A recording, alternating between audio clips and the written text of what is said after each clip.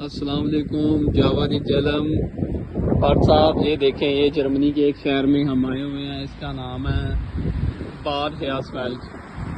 तो ये कुछ घर आपको नज़र आ रहे होंगे। और ये देखें, आप आपको नई चीज़ दिखाते हैं। ये एक बनी हुई है अलमारी टाइप। यहाँ पे इन्होंने किताबें रखी हुई हैं। तो ये आप कोई भी या किताब लेके आपने पढ़नी है। देखिए अंदर, ये देखिए अंदर कितनी किताबें पड़ी हुई हैं। तो हम देखते हैं कौन सी किताब यहाँ पे है। तो ये आप किताबें लेके जा सकते हैं साथ। अगर आपको नहीं चाहिए कोई तो आप यहाँ पे रख के जा सकते हैं।